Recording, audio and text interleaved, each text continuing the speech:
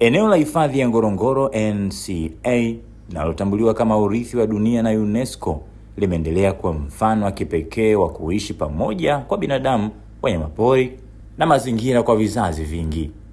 Kwa muda mrefu, jamii za Wamasai zimekuwa walinzi wakuu wa eneo hili kupitia maarifa yao ya asili yaliyosaidia kulinda bioanuwai, nyanda za malisho na mifumo ya uhamaji wa wanyamapori ndani ya Serengeti.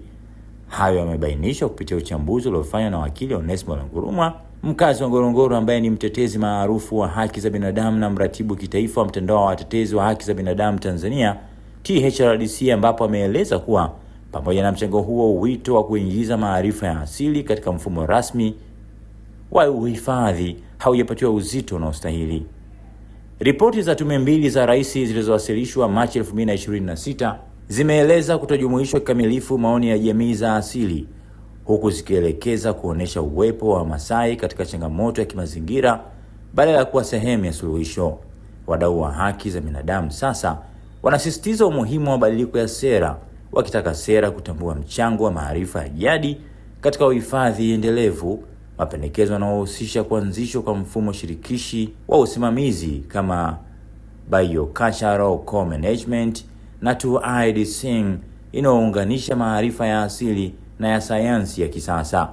Wakili Langurumwa amesema mfumo unaopendekeza mambo matatu muhimu ambayo ni kutambua rasmi maarifa ya jadi kama ufugaji wa mzunguko, kuanzisha ufuatiliaji shirikisho mazingira na kuhakikisha usimamizi unaozingatia haki, ambapo jamii zinashiriki moja kwa moja katika maamuzi na kunufaika na mapato ya utalii. Kupitia mjadala wa kitaifa ulioandaliwa na UNESCO kwenye jukwaa la kudumu la Umoja wa Mataifa kuhusu masuala ya watu wa asili UFP11 Aprili 24 mwaka 2026 New York, Marekani, ambao wakili Langurumwa alishiriki, imeeleza kuwa maarifa ya asili ya historia tu, bali ni suluhisho la mustakabali wa uhifadhi.